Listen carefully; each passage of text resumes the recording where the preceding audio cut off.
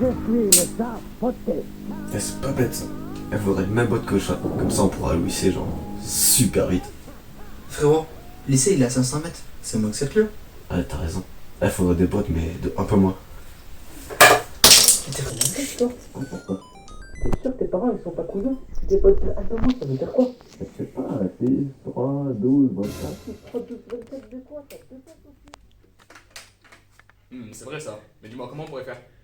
Ouais, c'est vrai. Tu sais quoi, viens, on se pose pendant 5 heures et on réfléchit à ça. Donc, imaginons qu'il y a un chaboté, il y a un certain nombre de bots. Ces bots-là, il peut les fusionner entre elles pour obtenir de nouvelles bots. Avec ces bots-là, il peut parcourir un certain nombre de lieux. C'est le problème des bots de N lieux. Fusionner des bots. Le chat va prendre les nombres inscrits sur chaque bot.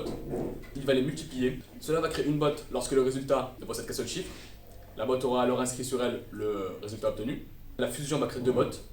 Si le résultat de la multiplication a deux chiffres, la première bot aura alors le chiffre des dizaines et la deuxième le chiffre des unités. Où est-ce qu'on peut fusionner des bots à l'infini comme ça?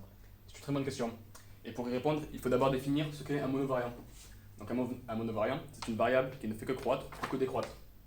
Donc la première idée de monovariant que l'on a eue, c'était le nombre de bots. Le problème, c'était que lorsqu'on obtenait deux bots, le nombre de bots ne baissait pas. Notre deuxième idée, c'était d'introduire deux variables, le nombre de bots et le produit des bots. Si l'un ne décroît pas, le deuxième va forcément décroître, comme nous allons le prouver. Premier cas, le nombre de bots décroît. Il n'y a donc aucun problème. Dans le deuxième cas, le nombre de bots stagne. Donc on va considérer A et B, les deux nombres des bots que l'on va fusionner. Multiplication, on peut l'écrire 10D plus U, avec D le chiffre des dizaines, et U le chiffre des unités. On obtient donc de nouvelles bots, D et U. Que l'on peut négliger les bots que l'on n'a pas fusionnés, puisqu'elles vont s'annuler des deux côtés dans l'inéquation. On a donc U compris entre 0 et 10 avec 10 exclus, d'où U strictement inférieur à 10. En multipliant les deux côtés par D, on obtient DU strictement inférieur à 10D, ou égal à 10D plus U, parce que U est positif ou nul. Le produit des bots final est donc inférieur au produit des bots de départ. Alors on a cherché à trouver des ensembles d'au moins deux bots qui pouvaient nous donner un certain cas à la fin. Pour 2, on a trouvé un ensemble de 2, 6. Pour 4, de 2. Pour 5, 3, 5. Pour 6, 2, 3. Pour 8, 2, 4. Et pour 9, 3, 3. Alors étant donné qu'on exclut 0 et 1 de l'ensemble de départ, pour 1 il va y avoir un problème, car pour la seule façon d'obtenir 1 est de fusionner une botte 1 et une botte 1. Or pour ce faire, il faudrait un produit qui donne 11. 11 étant premier, on ne pourra donc jamais obtenir 1. Même procédé pour 3, il faudrait un produit qui donne soit 13, soit 31, et même procédé pour 7, il faudrait un produit qui donne soit 17, soit 71. On ne pourra donc jamais obtenir ni 1, ni 3, ni 7. Merci. Donc on a déjà un peu répondu en disant qu'on ne pouvait pas obtenir 1, 3 et 7. On va poursuivre le raisonnement. Donc on a des ensembles qui donnent des résultats comme 2, 4, en tout cas pour tous les nombres pairs. Pour obtenir un nombre impair à la fin, il faudrait tout du long du calcul avoir uniquement des nombres impairs. Or, les seules multiplications d'impairs entre eux qui ne donnent pas de paires dans le chiffre des dizaines ou des unités sont 3 x 3, 3 x 5 et 7 x 5. 3 x 3 donne un 9, mais toutes les multiplications par 9 donnent un nombre pair. Pour 3, 5, aux prochaines étapes, on pourra obtenir un 5 tout seul, car 1, 5, on néglige le 1. Or, le seul autre multiplication qui ne donne pas de paire est 3, 5 et 7, 5. Mais si on a un 3 ou un 7 au départ, on peut obtenir dans un autre chemin soit 3 x 7, donc 21 et donc un 2, soit 3 x 3, donc un 9, et on a dit que c'était pas bon. Pour le cas 7, 5, c'est extrêmement simple. Au tour d'après, on peut avoir 7 x 5, 35, donc un 3 et un 5, on s'en revient au cas d'avant. On a eu une conjecture qui disait qu'à partir d'un certain seuil de bots très grand, il y aurait forcément un chemin qui mènerait à 0. On aurait deux cas, soit il y a un certain nombre de chemins qui mènent à 0, dans ce cas, tous les chemins ne mènent pas toujours au même nombre, et le cas où tous les chemins mènent au même nombre, on obtiendrait donc toujours des 0. On a déjà trouvé un exemple qui donnait ça, avec uniquement des 5.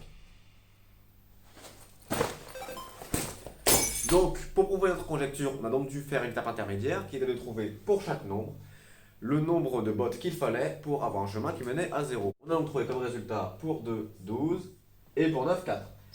Par exemple, si on a un ensemble uniquement rempli de bots 7, il en faudra 3 pour avoir un chemin qui mène à 0. Il est où mon stylo? Ah, merci. Pour prouver notre conjecture, on a utilisé le principe des tiroirs qui va vous être expliqué par Jérémy. Merci bien. En effet, pour illustrer ce principe, nous allons utiliser un exemple. Imaginons deux tiroirs et on veut disposer de trois chaussettes. Si on dispose d'une chaussette dans chaque tiroir, la dernière chaussette ira forcément dans un des deux tiroirs. Par conséquent, si on a n plus 1 chaussettes que l'on veut disposer dans n tiroirs, il y aura forcément un tiroir où il y aura plus d'une chaussette. Je vais bien supprimer.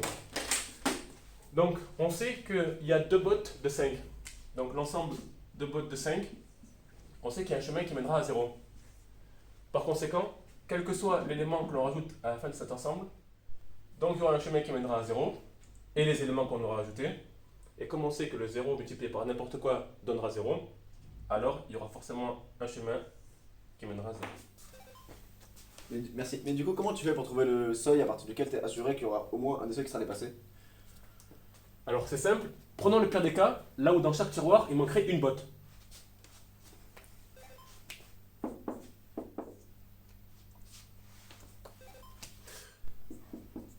Donc d'après le principe des tiroirs, si on ajoute une chaussette, donc une botte à un de ces tiroirs, il y aura forcément un tiroir où le seuil sera atteint. Donc si on prend un ensemble d'au moins 32 bottes, il y aura forcément un chemin qui mènera à 0. Merci.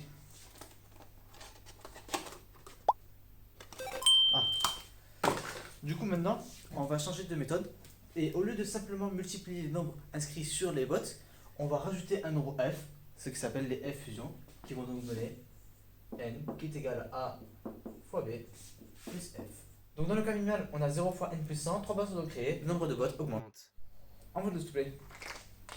Merci. Donc du coup oui, pour f allant de 19 à 99, on n'a pas vraiment trouvé de résultat concret. Des fois ça augmente, des fois ça diminue. Donc, le produit maximum que l'on peut avoir avec 2 bottes, c'est 9 fois 9, qui donne 81. Lorsqu'on ajoute 18, on obtient le plus grand nombre à 2 chiffres possibles, c'est-à-dire 99.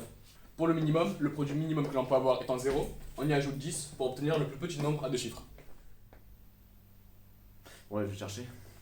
Donc pour les f fusions avec f compris entre 0 et 9, dans la plus grande valeur de f, la 9 fusion pourra donner dans certains cas une seule botte. Il y aura certains cas où le nombre de bottes décroît, donc on pourra appliquer la preuve du monovariant qu'on a vu précédemment. Donc nous avons vu que la 9 fusion était très intéressante. Elle finit forcément par une botte de 9 lieux, ce qui était intéressant pour parcourir de longues distances. Donc maintenant on cherche à prouver que la 9 fusion finit forcément. On considère toujours m le nombre total de bottes, o le produit des bottes non nulles, et on rajoute n le nombre de bottes non nulles. On veut montrer que ce sont des monovariants décroissants, et pour cela il y a la preuve ci-dessous. On a fait une disjonction de cas.